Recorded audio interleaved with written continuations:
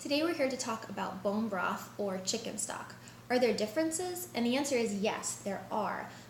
Even though there are some conflicting pieces of information online, everyone agrees for the most part that bone broth is made primarily with the bones of an animal and is cooked for a long period of time, which allows all of the nutrients and collagen and minerals to really be leached from those bones and yields a very healthful and gelatinous liquid.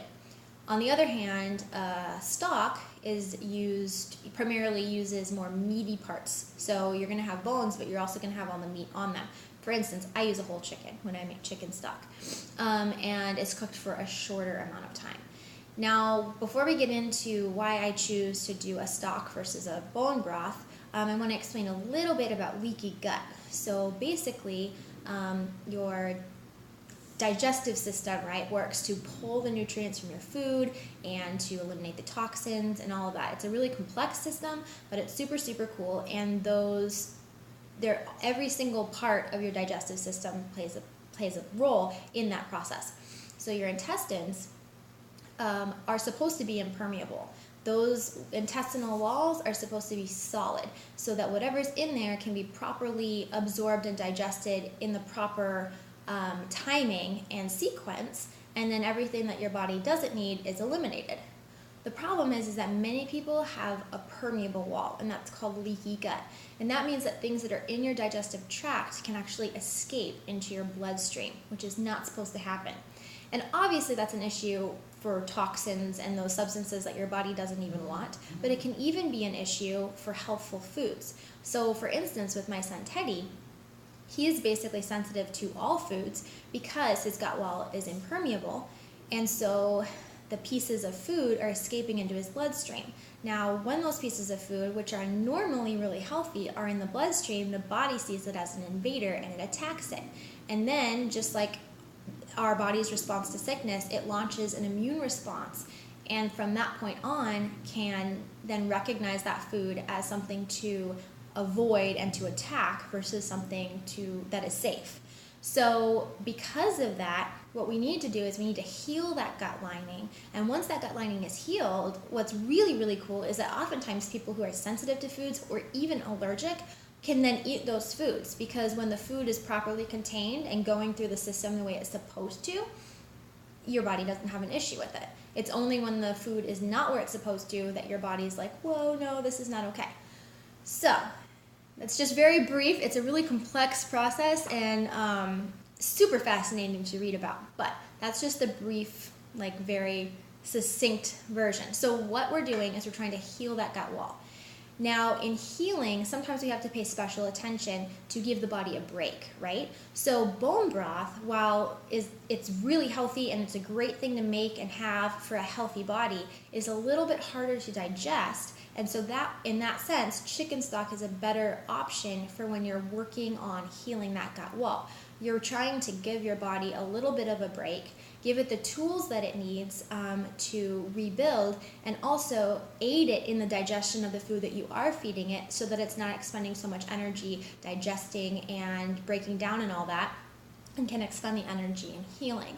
So chicken stock still has a lot of those gelatinous properties and that collagen from the chicken and bones that's going to help gum up, if you will, and heal that gut lining, but it's also not quite so difficult to digest as bone broth. Additionally, all food have histamines in them, and you might know the word histamines from antihistamines like Benadryl that you take when you're having a pretty severe reaction to something. And the problem is that a lot of times people with leaky gut also have slight histamine issues. Some of them are super severe, others are not. But every reaction involves that histamine, and every food has histamine in it. You cannot avoid it, but the longer something is cooked, or the longer something is in your refrigerator, or the longer something sits out on your counter, the more histamines it has. And so therefore, I just try to be really conscious and limit the exposure to histamines if I can. So by cooking bone broth for the hours it takes to make it, that increases the histamines in the broth. So chicken stock has less histamines because it has less of a cooking time. I also try to be conscious of how long I let things sit out on the counter, so after I get out food for Teddy or Evie, I will quickly put it away in the fridge afterwards. Now, some people, they can't even eat leftover food at all, so I don't go that far, but I do try to be conscious of it, and that's another reason why I make chicken stock instead of bone broth.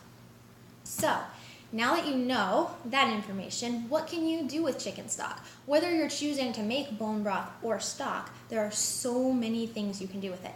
One of the most obvious answers is soup, and I don't know why I used to be super intimidated about soup, because it's super easy. All you need to do is add vegetables and meat, and it's so versatile. So for a while we were doing chicken and onion and garlic and carrot and celery. But then it seemed like my kids were having a little bit of an issue with the celery, and it is very stringy and fibrous and a little bit more difficult to break down. So then we switched over to kale. So then we were doing carrots and kale and onion and garlic and chicken. And then they were like over kale.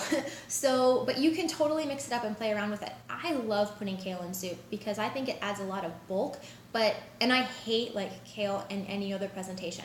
So to me, it tastes really good in soup, and it's not bitter, and it adds a lot of bulk and a lot of healthy nutrients and things. So I like adding kale to soup. And honestly, healthy food, I think, often gets a bad rap for being kind of boring or bland, but I think it's because people are under-seasoning their food. We add so much thyme, parsley, rosemary, basil, bay leaves make a huge difference. If you properly season your food, it will taste amazing. I could eat soup every single day for the rest of my life. It is very, very good. You can also make the soups where you puree it into kind of a thicker soup. My kids aren't really huge into that, but whatever. Any soup recipe that you find, you can just use this broth or stock and it will be amazing. Another thing you can do is drink it, and I know that, my kids drink it cold from the fridge in a cup. I can't do that. I definitely have to heat it, but I do try to have a cup of it every day heated. And there's also recipes that you can use, like people have added cinnamon or made tea with broth instead and stuff like that if you really can't handle it. I don't know why you wouldn't be able to. It's pretty mild, and I think adding a pinch of salt is perfect and makes it really, really tasty. But, however you can incorporate it and get it down, whatever you're adding to it or whatever. I know there's a recipe for golden turmeric milk. I think that's what it's called, golden milk, something like that. Wellness Mama has it on her website, and I'll go ahead and put the link below because she has a way that you can also, or she suggests you use bone broth instead of milk, and supposedly it's really tasty. Plus turmeric is amazing, so that'd be great. Another thing that you can do with it is you can use it to boil vegetables. So if you're steaming, then it would be kind of a waste. But if you actually put the vegetables in the broth and boil them till they're soft, then it's basically like making soup, but then you can remove the vegetables if your kids or yourself is just over eating soup from a bowl. That's how I make all the kids' vegetables. So I'll just boil it in the stock and then give it to them on their plate. And that just, every little bit that they absorb is something the vegetables absorb is getting into my kids then. And you can use it to boil meat in also. I boil meatballs in it or chicken. Also, you can use it to reheat food. So if you have a food that's in the refrigerator and you're trying to heat it up and you need to add something, a little bit of moisture, use stock. The other thing you can do is now we're not eating grains right now, but at times that we have, use it to make rice, and it's such an umami flavor. It doesn't taste like stock, it doesn't taste like chicken, but the rice is exceptional. It is so, so, so good. So anytime I've ever made quinoa or rice, I use stock instead of water, and it makes it so, so tasty. I guess technically you could do the same if you were boiling pasta, but to me that would be a waste because you end up dumping the liquid versus rice and quinoa where you don't dump any. So I personally wouldn't do that, but I guess technically you could. So those are some of the ways that we incorporate it into our diet, and using all of those, we have it in some way, shape, or form every single day. So, and I noticed a huge difference. I've actually like I can see my son in his face, especially. There have been times when like I've maybe run out or when I haven't made it right away or whatever, and he immediately starts to kind of decline. Whereas when he's having it consistently every day, he does so much better. So it's really not that difficult. It's a really easy thing to do once you get it down. And yields chicken too. So that's another reason why I really like making chicken stock, because I also get a bunch of cooked chicken out of it.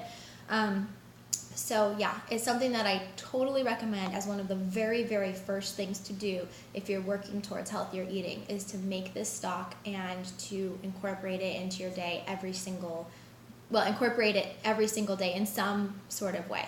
So I hope that was informative. Let me know if you have any fun soup recipes, or if you make chicken stock, and if you have any tips, or if I'm completely wrong on the differences, which I could be.